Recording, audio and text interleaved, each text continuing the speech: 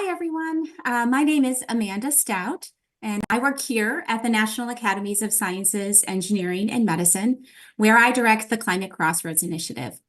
I am thrilled to welcome you to our monthly webinar series, Climate Conversations, Pathways to Action. Our conversation today will be recorded and available to view right here after the event. If you would like to ask questions, please submit them in the Slido box below the video at any time, and we will incorporate them into the Q&A section of the programming. We also encourage you to participate in the polls that will appear in the same location and to give your feedback after the event in the survey linked above the video. Above, you will also see a sign up for our weekly newsletter about upcoming climate activities at the National Academies.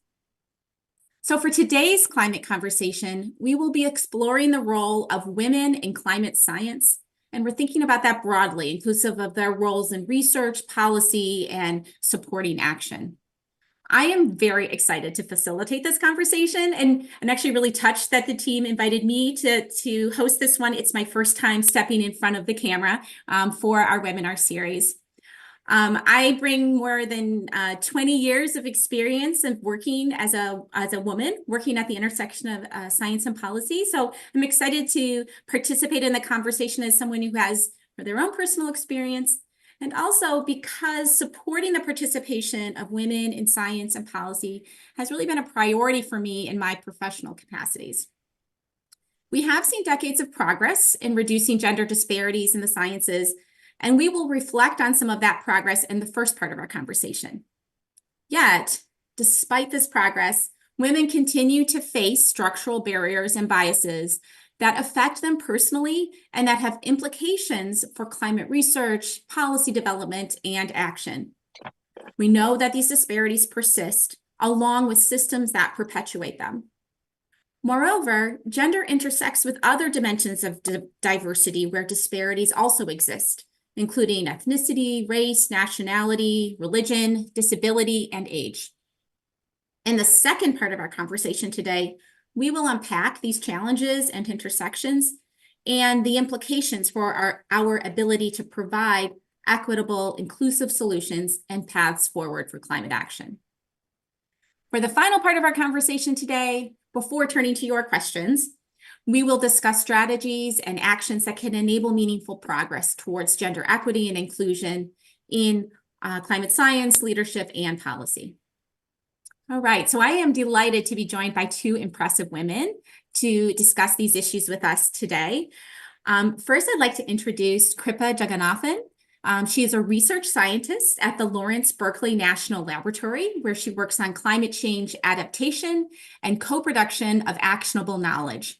In her work, she uses participatory and collaborative research approaches to assess decision makers' climate information needs and to develop usable climate science and information tools. Welcome, Kripa. Thank you. And second, I'd like to introduce Miriam Gayantaki. She is an assistant professor of geography and environmental sciences at the University of New Mexico, where she focuses her research on human-environment relations in the era of anthropogenic global climate change. She draws from political ecology and decolonial feminist geography to amplify voices that are not regularly part of the discussions in formal political spaces and scientific spaces, and to make research on the topic more effective for vulnerable and underrepresented communities. Welcome, Miriam. Thank you. Delighted to be here. Great. Well, thank you both for joining us. To get things started, I'm going to ask each of you if you could share a bit more about the nature of the work you do and your path and how you came to be doing this kind of work. What did you, how did you get to do this kind of work? So Miriam, let's start with you and then we'll go to Kripa. Excellent. And thank you so much for the invitation. It is my pleasure to be here and I'm very excited for this conversation. So typically, we tend to think that science progresses in the most optimal direction, say via a meritocratic process. I study power relations around knowledge production, which interrogates this assumption. This focus might sound funny, given that I am speaking at the Academy of Sciences, but just let me illustrate what I do with a silly example. Imagine if for the last 40 years, the NSF had decided to only fund research on hatch chilies. We love them here in New Mexico. So this would mean that we'd have a lot of knowledge on hatch chilies, but we would miss out on knowing about many other chilies, right? So this simple exercise shows us how a social structure could very much impact the direction of where our knowledge goes. This would directly affect what knowledge is deemed valuable, what knowledge is produced, and what.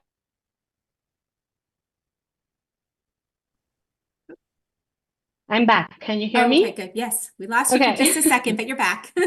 Okay.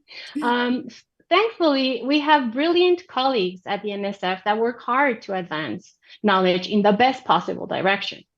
If you think about it, given that we are at a climate crossroads, where having the best possible knowledge is pivotal, we must ensure that social structures do not get in the way of real progress toward finding solutions to the climate crisis that will allow us to cultivate resilient pathways. And so you might ask, why do you need me, right? Why don't you just ask the scientists? Well, first of all, I can say things that climate scientists might not be careful, might not feel comfortable confessing, right? And also because they are not studying the power relations within the structures they operate in, they are simply trying to produce knowledge within the structures. And so some scientists that are operating within these structures are facing intersectional barriers. And Amanda, you already mentioned them, right? Like gender, race, ethnicity, language, nationality, ability. And this limits the time that they can spend producing knowledge because instead of just thinking about thinking, they have to prove themselves. They have to think about the microaggression and what they could have said. So there's a lot of time spent that is not spent on just like the scientific pursuit. So I have worked to identify patterns. I have looked at many cases, interviewed many people with a goal to underscore that many of the structures that underrepresented scientists face are external, right? And I think this is really key to underscore because this is not the narrative within a meritocratic system. This is not how we explain the leaky pipeline or why we sort of are lacking women and people of color, right, in the sciences.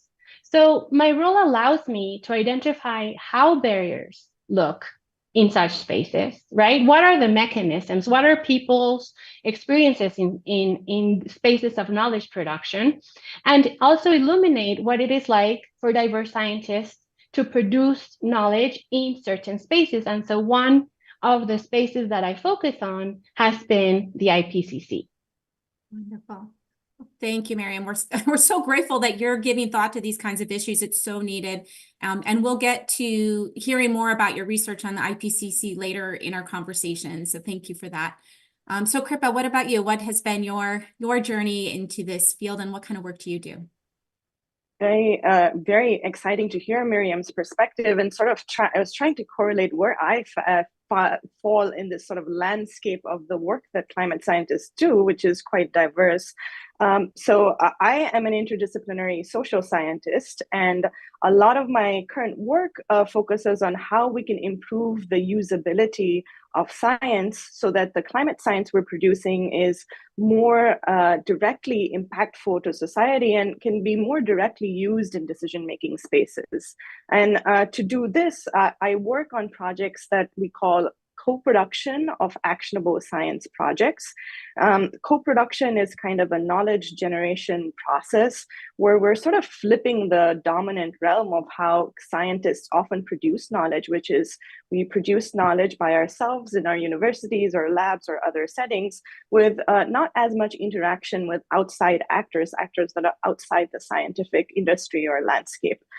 So co-production is actually a knowledge generation space that I'm sure people like Miriam study, which flips this narrative and brings together actors such as practitioners, policymakers, community members, and other people who are impacted by and might use the science, and we're bringing them into the scientific knowledge generation process, right from starting problem framing to identifying research questions, research approaches, and developing the actual science together. And in this process, what we hope happens is that because all of these people are collectively generating climate research and not just one of these actors, the eventual products are much more useful, much more impactful to society, are much easily more usable, and much more legitimate, perceived as legitimate. So my day-to-day job is actually to help design and facilitate and lead these co-production projects. Interestingly, I do this not just for projects where we're developing climate data or tools for users, which often people associate with co-production or participatory work, but I also I'm really fortunate to be part of a project where we're working with different types of actors and knowledge holders and experts to do fundamental climate modeling as well, which often people don't think about, engaging, different types of actors and different expertise in.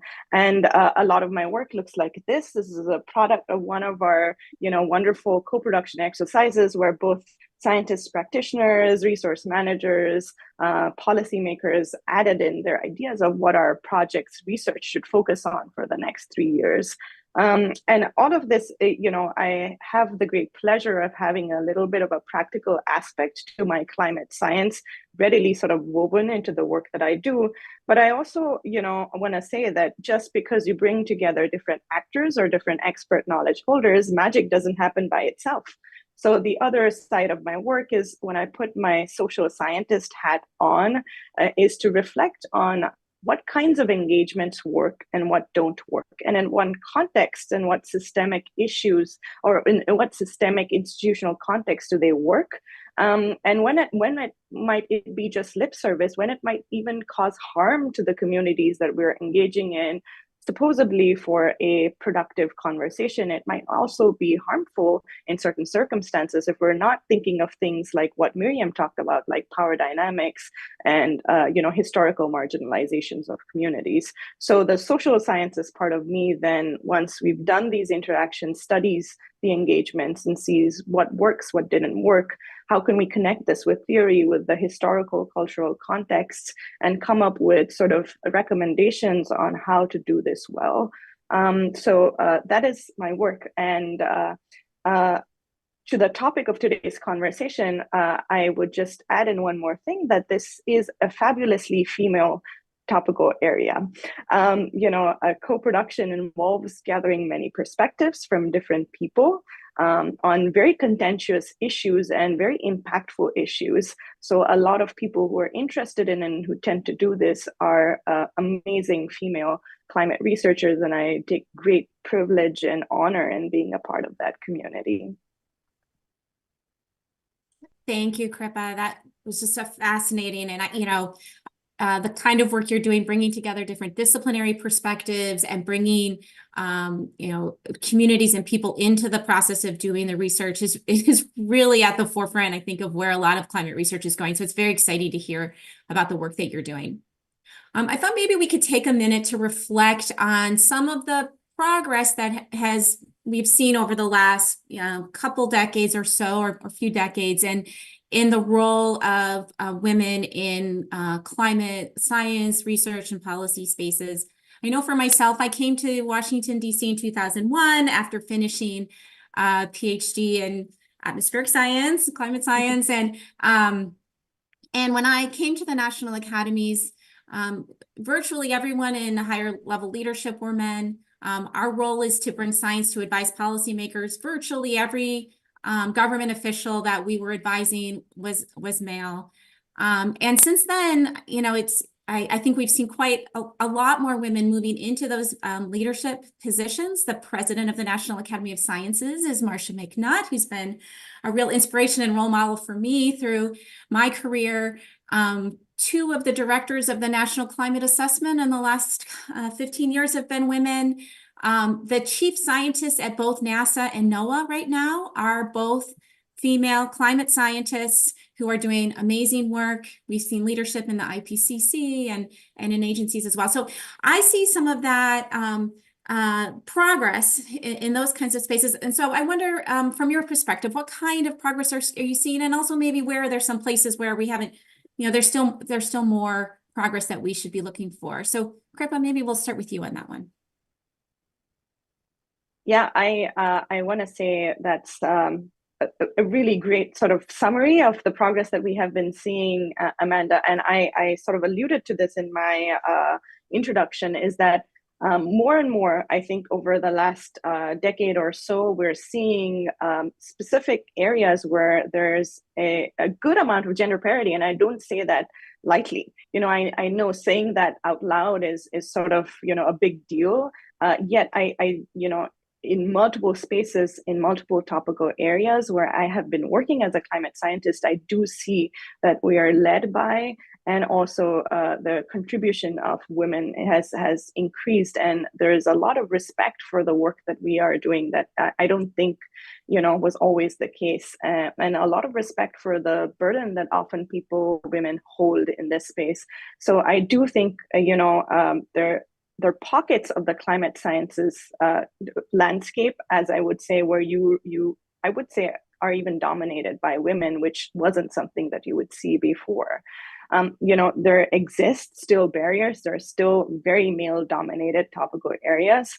A lot of them also tend to be the more funded topical areas as well. But I think there's something to celebrate out there in terms of the progress that we're seeing, and the fact that we can see women more and more in these sort of leadership positions. And it is slightly easier also to talk about some of the issues that you face, which again is, I would say, a step in the right direction. And I think Miriam would have much more to add to that. So I will leave it at that and see what Miriam has to say from her work. Thank you, Kripa. Yeah, I think there has definitely been an incredible amount, at least of talking about it, of like realizing underscoring the problem, right? And I have seen not only sort of like the realization that not only do we need to add women because it's the right thing to do, but also it's because it will improve science, right? It's not just, now there's that conversation, right? It's going beyond sort of like just add women, just whatever, right? It's like, no, actually, there's something that we're missing in terms of how we're producing knowledge and what knowledge is doing when we're not incorporating this population. And I also think that by talking about women, right, and in a way, like, I do think this needs to be mentioned, a lot of the women that we're adding tend to be still like white and Western, right? So I think this is kind of like also opening sort of like conversations around intersectionality, right? And thinking about, well, okay, so it is not only about adding women, right? It's also about thinking who's bringing different perspectives that can actually also transform what we know about the world and what we can do about something as complex as climate change. So I think that is key in sort of, and especially climate change as a science is really like, does really open the space to talk about these questions, right? As it really does need a whole bunch of different perspectives to really understand and address the problem. And I think another thing that I've seen in my career is that I remember, a lot of sort of like conversations around gender and climate change used to center sort of like in the global South, in sort of like more rural areas. And now I'm seeing a lot more talking about gender in policy making and in scientific circles. And I think it's worth highlighting how recent this is, though, right? Like, it's not only until 2009 that the UNF, the United Nations Framework Convention on Climate Change of the Conference of the Parties, actually include language on gender, right, in the report. So it's like 2009. And in the IPCC, I'm sure there's been things happening, but the first gender task force wasn't in place until 2018, right? So we're talking about very recent advances. But I do think that in spaces that I have studied, for instance, in the IPCC, there were very interesting comments, say, you know, from like the younger female scientists that might have maybe felt really alone in such a space, but they actually found that having more senior women that had participated in this space being super supportive and very helpful and making them feel like they belonged. And at the same time, you get comments from more senior scientists participating in the IPCC, not realizing that what they had faced or just realizing now all the hardship that they had faced, right? And it's like, oh, like all that trouble that I was facing wasn't because I was inadequate, right? But it's because of all these barriers. So I think in that sense, like it has been a real important transformation. I have found that younger generations of scientists in this space at least can now feel there's a support system, there's a network, and there's sort of like mechanisms that where they can call out things that they do not think have been appropriate. Right. Great. Thank you so much. So we've already started kind of moving into the second part of our conversation around some of the disparities that persist. I want to take a moment and remind the audience that please ask questions through Slido in the box that's just below the video. We'll have time reserved at the end to get to your questions. Miriam, I'm going to stick with you for a little bit. I know you've done some research on gender disparities in climate science and climate science policy spaces. In particular, you've done some work looking at the Intergovernmental Panel on Climate Change, IPCC, and how women are participating in that process. Could you share with us some of the insights from that work that you've done? Yes, definitely. Okay, so I think maybe I can just talk broadly about gender disparities and then narrow it down to what I see in the Intergovernmental Panel on Climate Change. So one thing we can say for sure is that gender is being talked about much more within climate policy and scientific circles. Policies are being drafted, but most of these sort of like still stay in the gender parity, like in the sort of like adding more women, right? There is less conversation and less sort of facilitation talking around gender equality, say. And we can, if there's time, we can sort of talk about the importance of that difference. And certainly, more women are being brought to the table, and I already sort of like stressed why that's key. And obviously, Kripa and Amanda, you've talked about that, why that is important.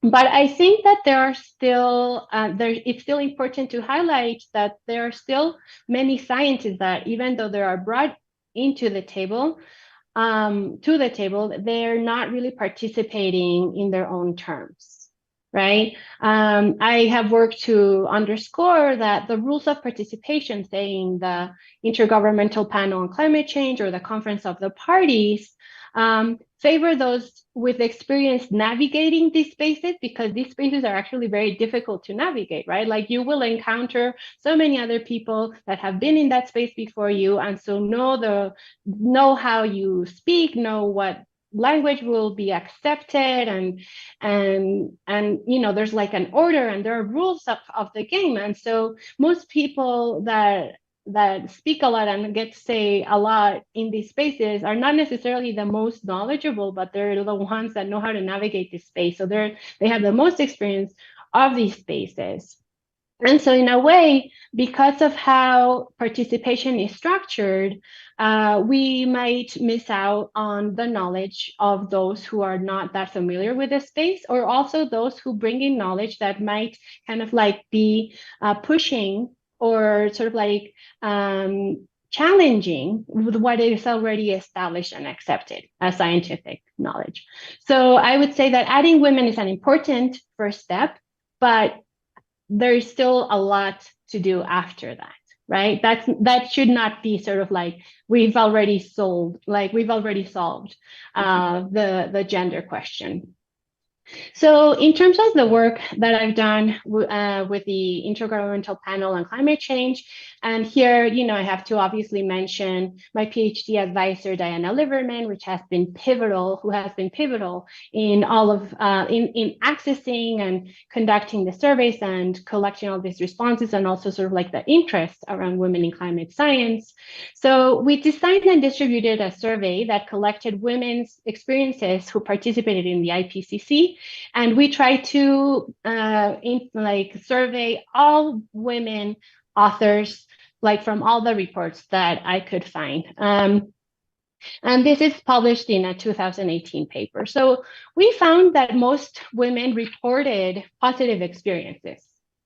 And that's important, right? To say, like most people will report positive experience, like overall, but many, they also share stories of barriers, and these barriers do not necessarily just reflect IPCC. They're more reflective of just women in STEM generally, right? So for instance, silencing or saying an idea and then having a man saying that same idea, and then everyone just talking about the man as having the idea, right? Like not properly attributing ideas.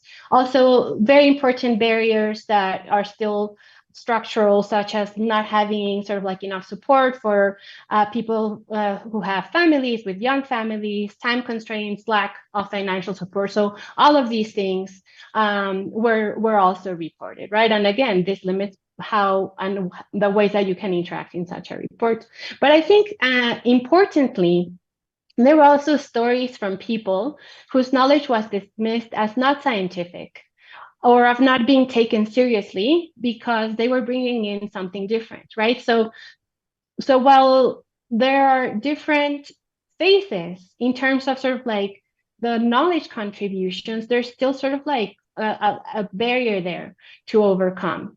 So like the IPCC is certainly taking steps to address gender inequality, right? Like from the very first reports who had women in like the single digits, to the report we published in 2018, there were around 22%, to sort of like the last report, there were like 38%. So there's definitely increase in gender representation.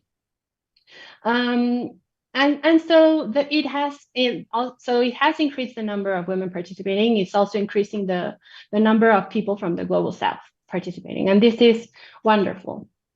And so in terms of what is being done in 2018, they formed a gender task force with which both Diana Liverman and I participated in, and we distributed a similar survey. But this time it was of the latest 2 reports, and it also included men. And the results of this are published in a report and then a Nature paper with the Gender Task Force with that team. And then I published a later paper that focused more on the qualitative responses. So there has been a lot that the IPCC has done. And so in 2019, when this report was presented, then they created another task force called the Gender Policy and Implementation Plan. And it might be too soon to know what impacts it has had, but we can ask Kripa to tell us about her most recent experience. But before I give the floor to you, I do want to underscore that still today, unfortunately, most of the leadership position for the next report are still occupied mostly by men. So this is something, again, that is very common in terms of how we're adding gender. Women are still sort of not occupying leadership positions. Right.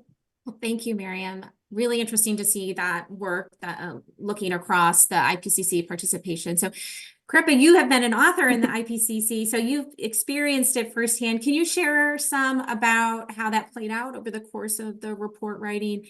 And noting that you were writing the report during the pandemic as well, so that added an additional wrinkle to the experience. Absolutely. And Miriam, I can't say that, directly I would attribute my inclusion into the IPCC as an author to your wonderful work with Diana and the gender task force, but I do think it did have a part in it because it was a little unexpected for me. I didn't necessarily, I didn't think that I would have been in the report if folks had been thinking in their narrow networks, because I, originally I'm from India. I came to the US that 10 years ago, and at that point I was just 5 years in here in the circle that did a lot of this work, and I feel like somebody had to be looking beyond their network to have found me and asked me whether that would be a role that I would like to play. So I kind of want to say thank you as somebody who has, I think, benefited from that work, first of all. And again, this is just it's so fascinating for me and a little bit disruptive too at times when we talk of gender disparities, because the two chapters that I was a part of, I was part of the working group 2 and chapters 16 and 17, where they were, again, fabulously female. They were led by amazing, women climate scientists who I still look up to. And I wanted to say that I didn't just see women only on the table, but there were intersectional characteristics in those women too. There were women from multiple regions of the world, many different cultures. I would also like to say many different career stages, which I do think they were very particular about in the leadership team to include women from different career stages. We also, I think, had people who came in with the academic research perspective, but also from the policy practice perspective, different types of knowledge. People who worked with other types of knowledge as well were in the room. So I had a absolutely wonderful experience in these two chapters, which is so funny because I do understand that most of the IPCC experiences are not like that. So it's sort of like a split thing for me in rooms when I'm dominated by powerful women, and then yet we're not like the actual, powerful structures of IPCC. So the fact that, there's an illusion of power in certain circles, and sometimes it's, nice as a visual to showcase, hey, here's our chapter. Yet the real power doesn't often exist within these people. Before going into what happened in the pandemic, I do want to say that most of my work throughout, I want to say 16, 17 years of the time that I've done this work has been extremely collaborative and more recently very international. But none of the groups were as diverse as the work that I've done with the IPCC, and I've written several papers with that group later too.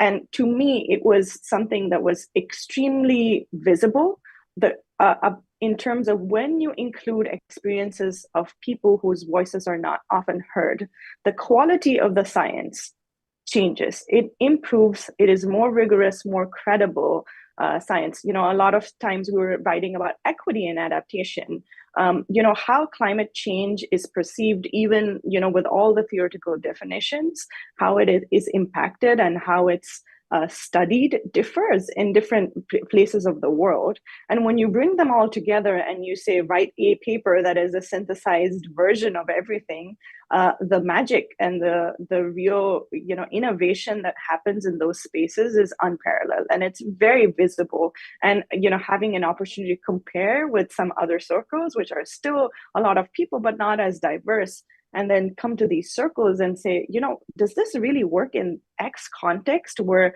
you don't have these resources or technical ability to, get and work with all this data? Does this still work? And those are really, some of the most changing moments. And I think the scientific products that come out of it are just better quality, are more impactful, writ large, in the most traditional of scientific metrics. So I want to say that.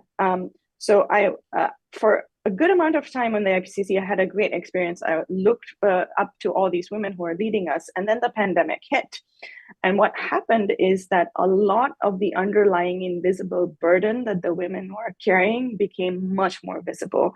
A lot has now been written about how the pandemic really was, disproportionately burdensome for women with families, childcare.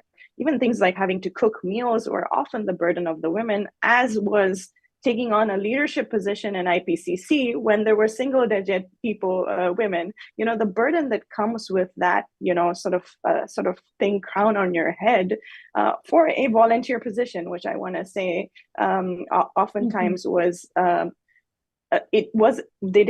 The women did a very good job of hiding it before the pandemic, and it really came out during the pandemic. This disproportionate burden that women carry, the emotional burden of being in positions that are often that are a privilege.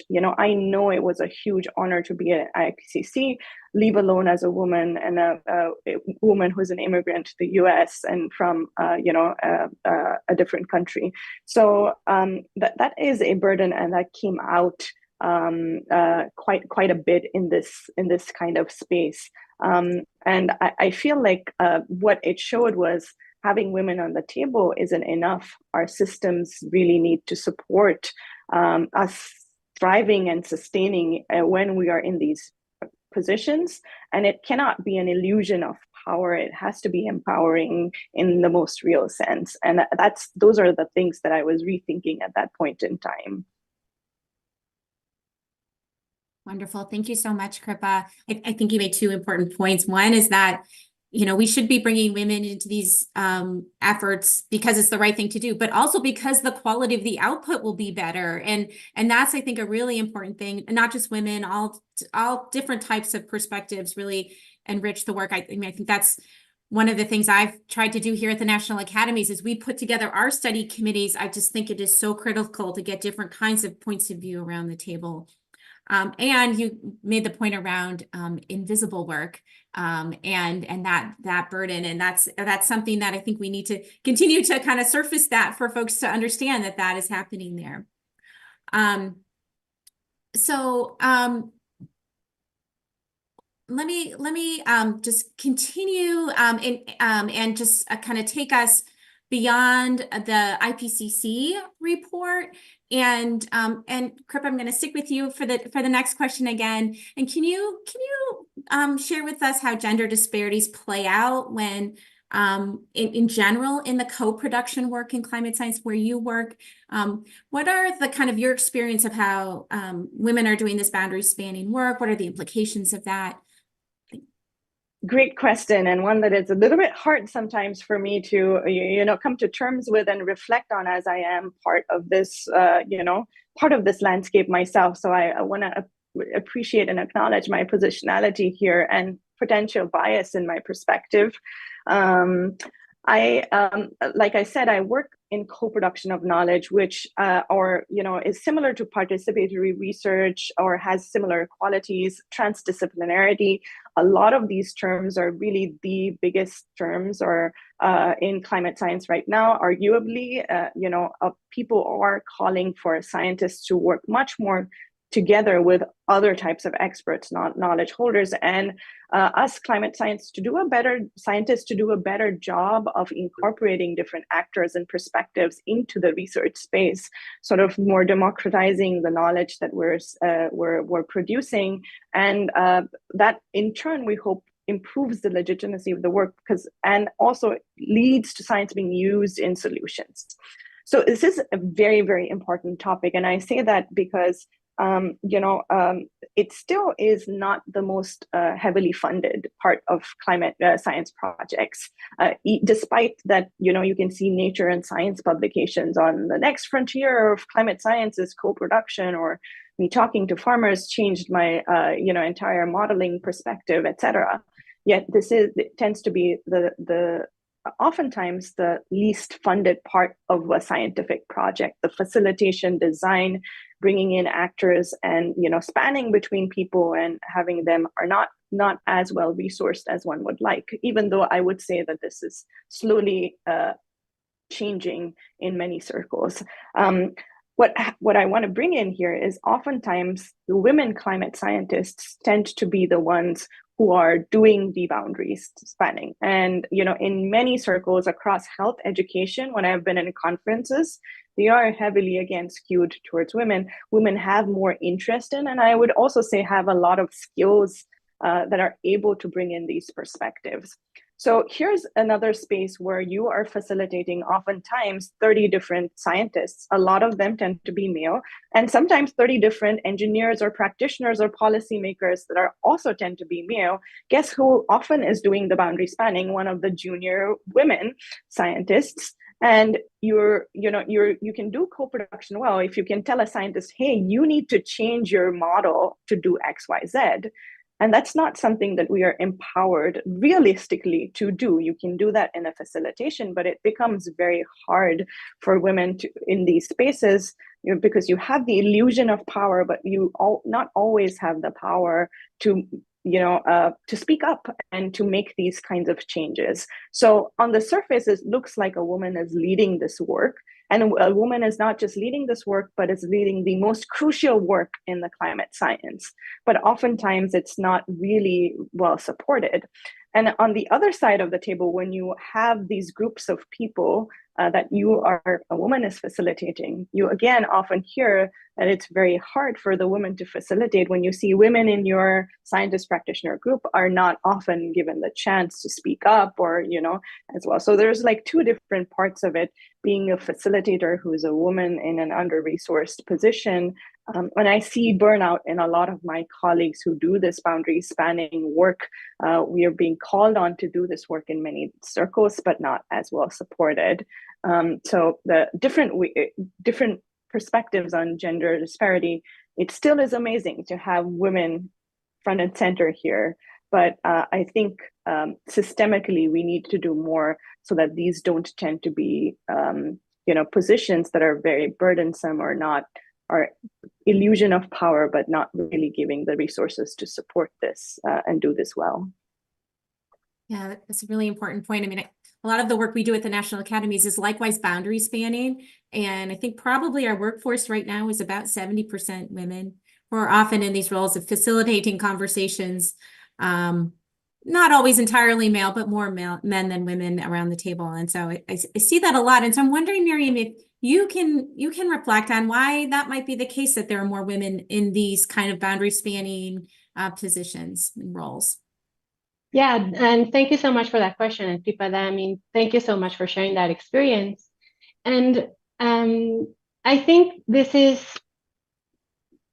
part of how basically women and people of color and women of color and people from the global south have had to navigate dominant spaces. And this will occur in spaces such as the IPCC, right? So, many of us might think that it is just sort of like intrinsic to women to want to like be more sort of like mothering and caring and bringing people together. But the fact is that women and people of color have had to learn to navigate not only the dominant world, but they understand that they're not part of the dominant world. So that kind of gives you this understanding, a better understanding, right, of what is going on and the power dynamics. And this is, I need to mention this. I mean, this is borrowing from Sandra Harding's positionality theory, where, it was very much about women having like a better a feminist standpoint theory, like women having sort of like a better standpoint because of their position, but then Black, queer, and decolonial scholars have also mentioned it's not just women, right? Because women are very diverse. So, for instance, Patricia Hill Collins has talked about subjugated knowledges, right? And these are similar, and it's kind of bringing in the experiences of women of color, right? And they not only have to navigate these to like achieve success, but they also have to navigate these in order to like be safe, right, in a world that might be hostile to different types of expressions or understandings. So I think there is something here that is very particular in terms of what it does to people that understand that there are different ways of being, that there are different ways of understanding, that there are different and situated partial perspectives. So this is Donna Haraway, right? And I think that this is very vital, that for those, for many of us who are not navigating the dominant strata of society, that we understand that there's a dominant strata of society, and then there are different stratas of society, right? But those that are in the dominant strata, might not be aware, and they might not feel the necessity or the need for that. So they're happy just doing their own thing, because what they have sort of like been led to believe is that they're just doing objective, neutral, universal knowledge production. Right? And so there's something there, and there's something really key in sort of like pushing for reflexivity, right? Like, it is always people like Kripa and like you, Amanda, who are always like kind of like my positionality, and this is where I come from. But that is not sort of like a common practice, right? And I think there would be so much to gain if those who think that they don't have an identity, that they don't come from anywhere, right? That they can know everything from nowhere. If those people were also like positioned, right, and reflexive in terms of where they stand in like the power positioning, that I think we could get the work that Kripa does to be really valued, right? To stop being sort of like this extra work and volunteering and just like, this is what women do because, right, it comes naturally to them, right? There needs to be some sort of like realization of where we are because of structural differences. Right. Yeah, such an important point that women are not necessarily in these positions because there's something intrinsically different about women. It's about how they've had to learn to navigate the structures, and it's a structural, situation, instead. So, Miriam, you already started to kind of move into what might we be able to do to address some of these impediments, talking about, I love this idea. If we could just get everyone to be more reflexive and reflect more about their positionality. What are some other thoughts you might have about how we could address these impediments, or how we can help women to be able to navigate some of these structures successfully? Yeah, I think it goes on with what I've been saying, and I think that it's women who are mentoring other women, it's women of color who are mentoring women of color, and I know we'll talk a little bit about this, but mentoring, right, and support networks are so important. And I think, and I actually know that your mentor does not necessarily have to look like you, right? So I think that if we were to push those people who don't think that they need to mentor, or that they can only mentor people who look like themselves, to actually do that job, right? To be like, you could be a wonderful mentor of someone because you think that they have something to contribute, not because of their gender, their race, their ethnicity, right? So it's if you as a person in like the dominant strata of society, so I will just say it like a white Western man, right, were to take on that sort of like extra work that women end up doing, right? If we sort of like shift that and give it that equal importance, and have sort of like men mentoring people, right? I think there could be sort of like some social dynamics that are questioned, and that shift might make us realize that there is real value in mentoring, right? And here we're shifting from sort of like identity politics, which I think is a really kind of like problematic trap, right? to kind of like broaden the responsibility of fitting in to those who think that can't do anything, right? To those who think that it is not their job. And so in that sense, these are usually the people that are just thinking that they're just doing science, right? And that they actually, because they're not doing the volunteering and the mentoring, they have more time to do the science. So it would be shifting sort of like how we're spending our time, what we think is important. And maybe, it would make us think about volunteer work or care work in a very different way if we had different bodies doing that type of work. Yeah, thank you for that, Miriam. And we're starting to move into the final part of our conversation around solutions. I'm just going to take another moment to remind folks to submit their questions in Slido, and we'll aim to get to them in 7 or 8 minutes from now. So you have a few more minutes there to get your questions in. Miriam, I'm so glad that you brought up mentoring. I just think it's so important. It's had such a big impact in my life. Both female mentors and male mentors, as well as peer mentors. And so I'm just going to indulge me for a minute to share a story about from my career. Shortly after I finished graduate school, a group of peers at the same point in our career, we all got together and decided we wanted to support each other, all women. We wanted to support each other through our careers, and that we would be each other's support network. And at the time, there was no social media, so we just started by emailing each other. And as we continued in our careers, going to conferences, meeting other women, we would say, oh, this other person is terrific, she should join the group, and another and another. And it grew from the 6 or 7 of us at the beginning to become the Earth Science Women's Network that has received multiple grants from agencies, as thousands of women have participated. We have Facebook groups. I mean, it's amazing to think that just us, the small group of us making a commitment to support each other, has blossomed into something that's been able to support so many people I don't even know at this point. So, I think that there's real power in that kind of mentoring. So, Kripa, let me turn to you as and kind of direct a similar question as I did to Miriam around what are things that you think that we can be doing to make progress in these areas. Thanks so much for both of those stories. And again, as somebody who has benefited from mentors, both male and female, and also from collaborations with groups where not just women, but the men are so in tune and understand issues and are respectful and hear people. I think that's really when real change happens. So I'm glad the both of you brought in.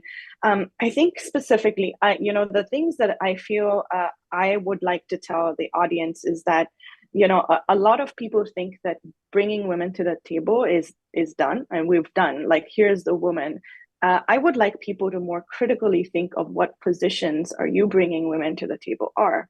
Are they volunteer positions? Are they leadership in terms of real power?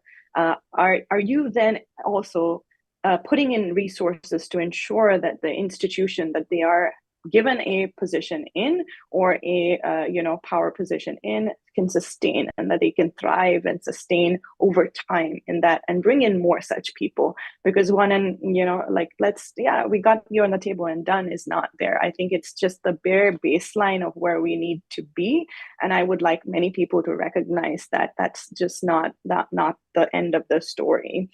So I would want to see in which positions are you bringing women up? Where are you highlighting women?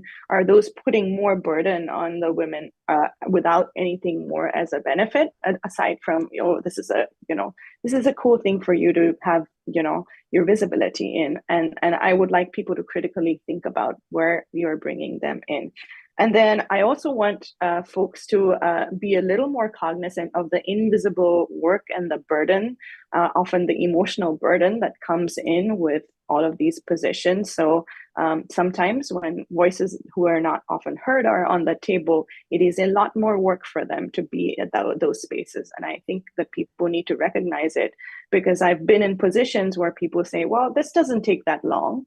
And I was like, no, this is a huge honor for me. It takes me several hours of preparation to be here on today's panel. You, as another person, might not want to prepare for it, but this is a huge opportunity. And I want people to understand that there's underlying we're different, and how, the effort involved for the same things for us is more, because we set ourselves to higher standards sometimes even. And also there is emotional burden associated with these positions that we are in. I do also want to say that oftentimes gender parity or diversity, inclusion, justice tend to be, something that is separate in an agency, which is very important. We need to have a separate focus on that. But I would also want to say that when women are in the table, The only time when they will sustain it is if we rethink the institutions and the structures that we're a part of completely, and sort of see what institutional structures exist today that do not allow people to thrive. If you're a conference agency, are you putting in enough resources for child support, for sustaining women? That's a very small thing. But in scientific agencies, recognizing invisible work often done by women is changing metrics. Do you have metrics of success, for scientific metrics of success, that also include those kinds of things that often women do in an invisible manner and don't get credit for? And so I want us to think of sort of gender parity and other, intersectional diversity inclusion characteristics as mainstreamed and integrated into that institutions. So rethink whatever institution we're a part of and the structures that we are a part of. I overall, I feel like, it cannot be just optics, and oftentimes it ends up being just optics. We have these women here in power, they're doing well. I think we need to delve beyond, and that is when we will really get to the voices that we're not hearing. Going back to the concept of intersectionality, there are only certain types of women whose voices today are being heard. There are many different voices that are not being heard, and only if the system overall supports us, and it's not an additional add-on thing, it's not a separate diversity statement for your research. That diversity mindset should be a part of your core institution, I feel. So overall, I would love for people to recognize the invisible emotional work. Who's taking notes? Who's scheduling meetings? Who is ensuring everybody's in place? Little things, but also rethink and reflect on what you think is meritocracy, what you think makes a good scientist in your institution, and whether that is really equitable and inclusive or not. That's wonderful. I'm glad you brought up the meritocracy. I was going to actually ask Miriam to reflect some on kind of how the participation of women is broadening our sense, and of other perspectives, is broadening our sense of knowledge, what that sort of means in terms of how we recognize achievement in our fields, kind of what is considered to be success, and how that might be part of the structural changes that we're thinking. And then we're going to move to the questions from the audience after this one. Thank you, Amanda, for that question. Yeah, and I'll try to be succinct so we can answer questions from the audience. I think that just first, right, recognizing that meritocracy is not really how we're operating, right? It is not really through a meritocratic process that people are sort of like gaining or getting where they are. I mean, obviously it does require talent, but like Amanda said, there's a lot of sort of like other people involved, right? So mentorship. And here I just want to say a shout out to Diana Liverman, who I think has done so much for not only my career, but for so many women in climate science, in the IPCC.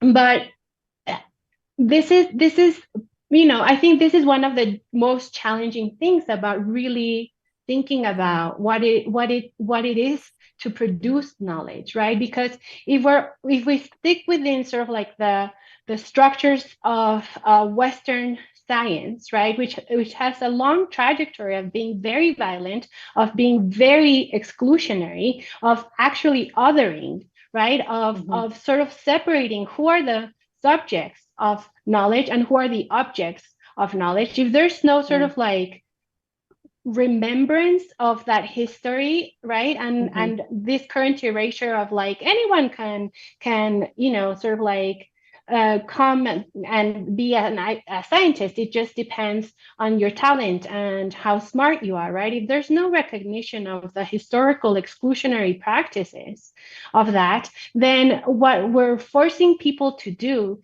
is, in order for them to rise in what we understand as like a successful scientist, they will have to fit a mold that is white, Western, and masculine, right? It is not allowing people to come as they are, right? And so for us to allow people to come as they are, the mold of science needs to sort of like break from that structure, right? And so that means that we need to redefine how we're doing science, right? What it is like to consider something universal knowledge instead of situated and partial. There's that is one of the biggest challenges in terms of thinking of, we want to diversify science. Well, that also means we're going to have to challenge the ways that we think about science and what makes a good scientist. Yeah, thank you, Miriam. Actually, one of the questions that we've gotten, so we'll turn to the questions now, is exactly about how we diversify the ethnic, racial, and gender/non-gendered voices that are talking about climate, both in the sciences, in the translation and communication, and in the policy spheres. I think we've mentioned these intersections multiple times during our conversations, but maybe I'll start with you, Miriam, if you can reflect some on specifically how we can address and do that diversification.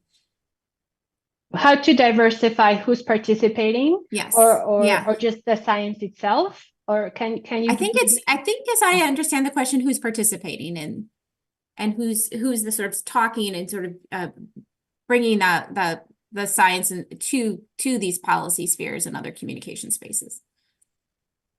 So again, I think Kripa already mentioned this, right? There's sort of like processes of inviting people, and you mentioned this word, which I love, optics. But I think first there must be a recognition that just because you might look different, it doesn't mean that you're actually coming with a different sort of like epistemic position, with a different type or theory of knowledge. It might be that you are in this space and you're still promoting this science, which is very exclusionary, right? So in a way, I think there needs to be sort of like a realization that if we want to diversify science, we need to bring in people with actually different worldviews, and we need to allow them. And in a way, there needs to be sort of like a positioning that on a level platform. We can't sort of be continuing this conversation that sort of separates science from community, from local knowledge, or science from traditional knowledge, or science from all these types of knowledge. There needs to be sort of like an equalizing of knowledges, right? Like not everyone that brings useful knowledge needs to be in this space. And so I guess I don't really know like how we can bring all of this together, which is probably better to send that to Kripa, who's working on this. But it's a very big task for sure. Correct. And I can add on to that, Amanda, in that I've in many spaces tried to do this. And here's the one thing that I want to tell other people. It takes time and intentionality. Let's say you're inviting speakers for a conference. There's a lot of reading that you can do on how to diversify the way you conduct the conference, the way you promote it, who you promote it to, how to even look for people whose voices you don't know, you don't even know you are not hearing. And so it requires more reading. So the biggest thing I want to tell my colleagues, and more time. So you read more time, you're more intentional. Then when you're inviting these kinds of voices in, initially, it is going to take a lot more time and convincing, because you are now talking to people who've already been kind of marginalized, and their time is very precious. So it will require a two-way, changing what you think you wanted to do in the conference, for example, to benefit the other person. So, and oftentimes the reason I feel like people have been unsuccessful, and that includes myself, in bringing in these voices, is we haven't been able to mold what we think we want in a way enough, or given it enough time or enough intentional looking. So however, I have seen people who have started much further upfront, be it recruiting, be it getting people into conferences, be it having people's voices publish things that are often not heard. Start from the very basic background, be on the behind the lines. Say, even let's first do a scoping of whose voices we're not hearing. Let me be actually broadened and reflective of what I'm coming from, where I'm coming from, and then let me spend more time giving something back to these communities so that then we can then have something to invite them back into these.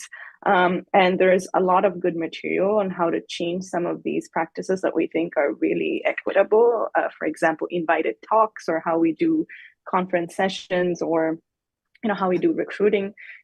If you're looking for someone for decarbonization and a new voice is coming in who doesn't use that word, how do we ensure that our recruitment material is broad enough to allow for those people to apply for those things? If I really think rethinking our structure of how we do those things, we have to go behind. How is our session proposal written? How are we writing our job descriptions? Who are we submitting to? I think all of these processes need to be rethinked or rethought, and intentionally we need to engage with communities who are working with HBCUs or working with Indigenous knowledge holders. Say, how can we change what we're doing better to offer you something that you are then want to be a part of the work that we're doing, and it's a mutually beneficial space. And sometimes we need to cede power. It means I want to do work on X. Well, that's not what the community wants to do. If you want to hear their voice, you change. We reflect on that. Yeah, really, really good points.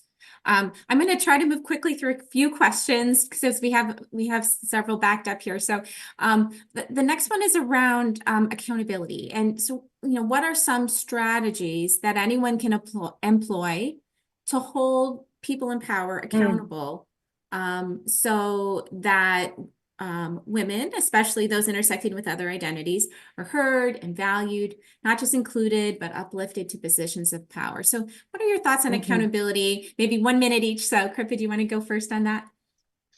It's a very good question. I feel like it is the hardest thing that you would know. So I don't want to give one quick strategy that will work in all contexts. I think it is very contextual.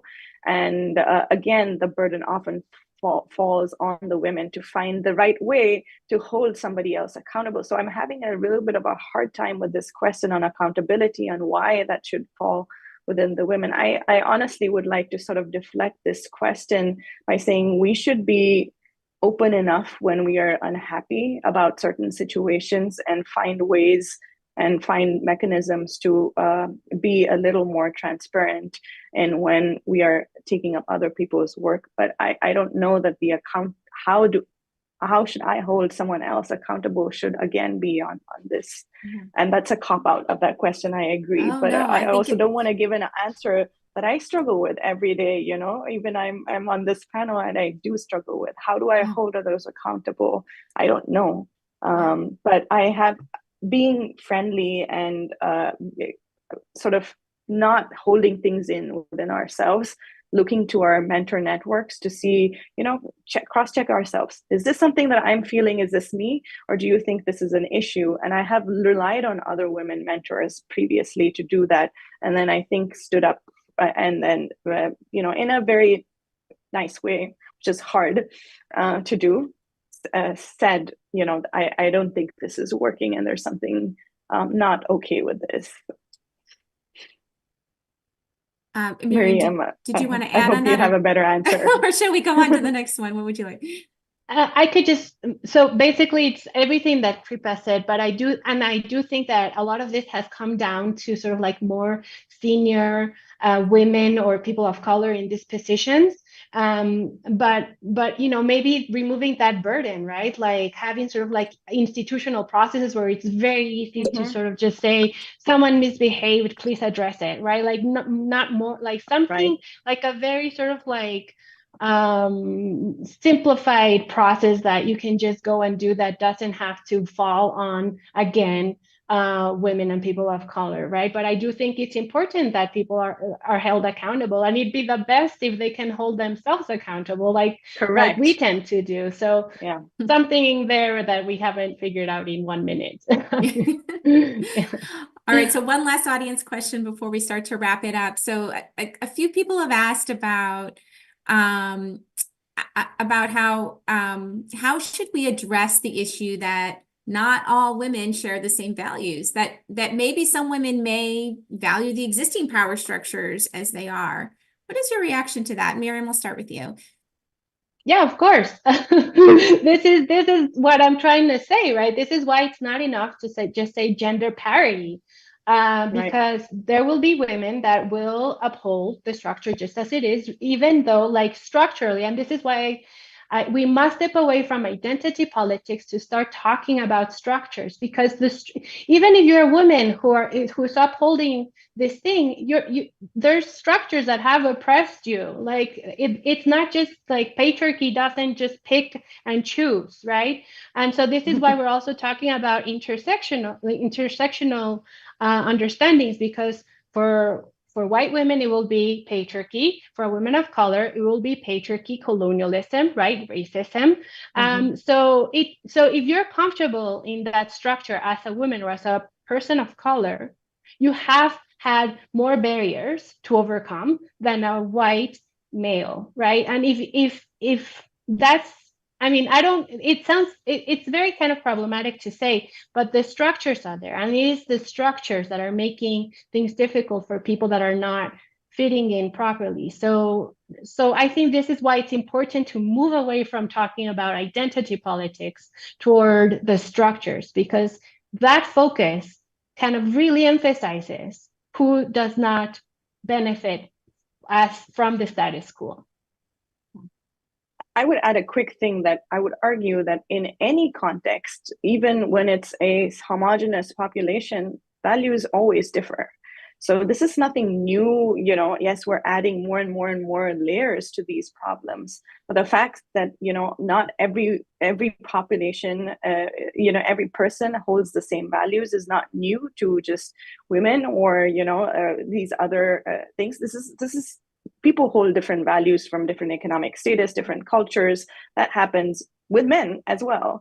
So I feel like it is maybe not as much, you're adding more layers of complexity here, but it is, it's hard that we can recognize that our structures and systems are not going to benefit everyone and cater to every value, but that doesn't mean that you cannot start making small inroads into making these systems a little more flexible, so they're more they're more encouraging of many different value systems, and that really is what we should be focusing towards. And I would just say that shouldn't be an impediment to progress. It should be something that we value and we cherish, because more values amazing, right? Like more different perspectives, great. We can actually deliberate and have different opinions.